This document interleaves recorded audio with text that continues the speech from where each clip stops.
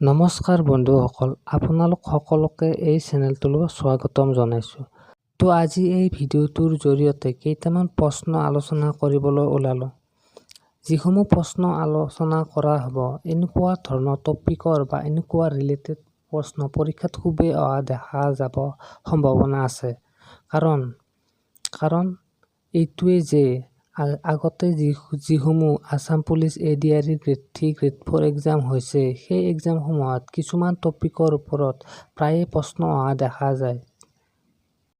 যেনে অসমীয়া চলচ্চিত্ৰ, অসমৰ ৰাষ্ট্ৰীয় উদ্যান অভয়াৰণ্য, ব্ৰহ্মপুত্ৰৰ ওপৰত থকা দলংসমূহ, এনেকুৱা ধৰণৰ কিছুমান প্ৰশ্ন টপিকসমূহৰ ওপৰত প্ৰশ্ন অহা প্ৰায়ে দেখা যায়। গতিকে সেই উদ্দেশ্যে আজি কেইটামান সেনেকুৱা ৰিলেটেড প্ৰশ্ন আলোচনা কৰিবলৈ ওলালোঁ। গতিকে যিসকলে চেনেলটোত প্ৰথমবাৰৰ বাবে আহিছে, তেওঁলোকে ছাবস্ক্ৰাইব কৰি চেনেলটো আগুৱাই যোৱাত সহায় কৰে যেন, কাৰণ চেনেলটো নতুনকৈ বনোৱা হৈছে। গতিকে চেনেলটো ছাবস্ক্ৰাইব কৰি আগুৱাই যোৱাত সহায় কৰে যেন। গতিকে বলকচোন আজিৰ এই ভিডিঅ'টো আৰম্ভ কৰোঁ। তো বন্ধুসকল, আজিৰ প্ৰথম প্ৰশ্নটো হৈছে তৃতীয় অসমীয়া চলচ্চিত্ৰখনৰ নাম কি? যিহেতু আগত যিমানকেইটা Assam police grade 3 grade 4 exam গৈছে, সেই এক্সামসমূহত অসমীয়া চলচ্চিত্ৰৰ ওপৰত এটা নহয় এটা প্ৰশ্ন অহা দেখা গৈছে। সেয়েহে আজি এই প্ৰশ্নটো দিয়া হৈছে। তো ইয়াত 4টা অপশ্যন দিয়া হৈছে: ইন্দ্ৰমালতী, মনোমতী, মূলধন, ৰূপহী। তো তৃতীয় অসমীয়া চলচ্চিত্ৰখনৰ নাম কি? তো ইয়াৰ শুদ্ধ উত্তৰটো হৈছে মনোমতী। তো এই যিখন মনোমতী চলচ্চিত্ৰ আছে, এই চলচ্চিত্ৰখন 1941 চনত ৰোহিণী বৰুৱাৰ দ্বাৰা পৰিচালিত। তো প্ৰশ্নত এনেকুৱা আহিব পাৰে যে মনোমতী চলচ্চিত্ৰখন কোন চনত আৰু কাৰ দ্বাৰা পৰিচালিত? তেতিয়া উত্তৰ হ'ব 1941 চন আৰু ৰোহিণী বৰুৱাৰ দ্বাৰা পৰিচালিত। লগতে বন্ধুসকল, বহুতে হয়তো জানে যে প্ৰথম অসমীয়া চলচ্চিত্ৰখনৰ নাম হৈছে জয়মতী, যিখন 1935 চনত জ্যোতিপ্ৰসাদ আগৰৱালাদেৱে নিৰ্মাণ কৰিছিল। লগতে দ্বিতীয় অসমীয়া চলচ্চিত্ৰখনৰ নাম হৈছে ইন্দ্ৰমালতী, যিখন জ্যোতিপ্ৰসাদ আগৰৱালাদেৱে 1939 চনত নিৰ্মাণ কৰিছিল। তো বন্ধুসকল, এইবাৰ দ্বিতীয় প্ৰশ্নটো হৈছে পূৰ্বৰ আমাজন বুলি কোনখন ৰাষ্ট্ৰীয় উদ্যানক কোৱা হয়?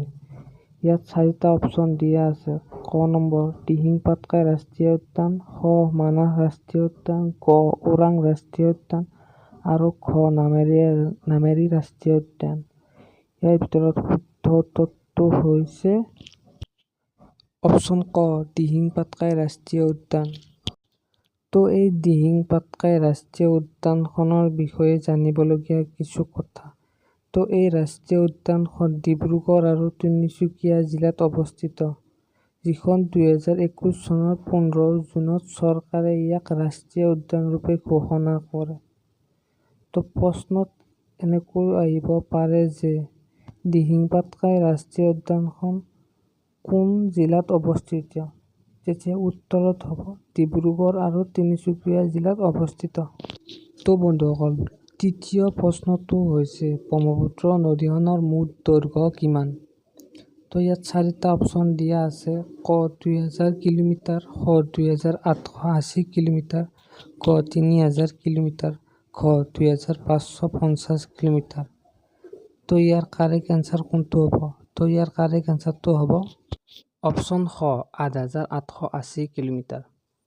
তো ব্ৰহ্মপুত্ৰ নদীৰ ওপৰত আৰু কেইটামান প্ৰশ্ন আহিব পাৰে, যেনে ইয়াৰ ব্ৰহ্মপুত্ৰ নদীখন 2880 কিলোমিটাৰ মুঠ দৈৰ্ঘ্য। ইয়াৰ 1625 কিলোমিটাৰ চীনৰ তিব্বতত পৰে, 918 কিলোমিটাৰ ভাৰতত পৰে, 725 কিলোমিটাৰ অসমত আৰু 307 কিলোমিটাৰ বাংলাদেশত অৱস্থিত। তো প্ৰশ্নত এনেকুৱাকৈ আহিব পাৰে যে ব্ৰহ্মপুত্ৰ নদীখনে অসমৰ কিমান কিলোমিটাৰ ঠাই আগুৰি আছে? তো উত্তৰ হ'ব 725 কিলোমিটাৰ ঠাই ব্ৰহ্মপুত্ৰ নদীখনে অসমত আগুৰি আছে। আৰু এনেকৈ যদি আহে ভাৰতত ব্ৰহ্মপুত্ৰ নদীখনে কিমান ঠাই আগুৰি আছে, তেতিয়া হ'ব 918 কিলোমিটাৰ। তো তো চতুৰ্থ প্ৰশ্নটো হৈছে কলীয়া ভোমোৰা দলংখনে কোন দুটা ৰাষ্ট্ৰীয় ঘাইপথক সংযোগ কৰিছে? তো ইয়াত 4টা অপশ্যন দিয়া আছে। অপশ্যন ক 52 নং আৰু 37 নং, অপশ্যন খ 31 নং আৰু 37 নং, অপশ্যন গ 51 নং আৰু 31 নং আৰু অপশ্যন ঘ 37 নং আৰু 47 নং। ইয়াৰ কাৰেক্ট এনচাৰটো হৈছে অপশ্যন ক 52 নং আৰু 37 নং। তো বন্ধুসকল ইয়াৰ কাৰেক্ট এনচাৰটো হৈছে অপশ্যন ক 52 নং আৰু 37 নং। তো বন্ধুসকল এই দলংখনে ব্ৰহ্মপুত্ৰৰ উত্তৰ পাৰৰ 52 নং ৰাষ্ট্ৰীয় ঘাইপথ আৰু দক্ষিণ পাৰৰ 37 নং ৰাষ্ট্ৰীয় ঘাইপথক সংযোগ কৰিছে, যিখন কলীয়া ভোমোৰা দলং আছে। তো এই দলংখন তেজপুৰৰ পৰা প্ৰায় 3 কিলোমিটাৰ পূবত অৱস্থিত। এই দলংখন 1987 চনৰ 14 এপ্ৰিলত মুকলি কৰা হৈছিল। তো আজি শেষৰ প্ৰশ্নটো হৈছে বড়োসকলৰ প্ৰধান জাতীয় উৎসৱটোৰ নাম কি? ইয়াত 4টা অপশ্যন দিয়া আছে। অপশ্যন ক বাইশাগু, অপশ্যন খ উমফা পূজা, অপশ্যন গ জহং আৰু অপশ্যন ঘ ইয়ালিং। ইয়াৰ কাৰেক্ট এনচাৰটো হৈছে অপশ্যন ক বাইশাগু। এই যি বড়োসকলৰ প্ৰধান জাতীয় উৎসৱ বাইশাগু বা বিচু, এই উৎসৱটোক বাইশাগু বা বিচু বোলে। তো আজিৰ ভিডিঅ'টো আছিল ইমানখিনিলৈকে। তো যিসকল ব্যক্তিয়ে ভিডিঅ'টো শেষলৈ চাইছে তেওঁলোকে যেন লাইক এটা কৰে আৰু এনেকুৱা ধৰণৰ যদি ভিডিঅ' লাগে তেনেহ'লে কমেণ্ট কৰিব যেন।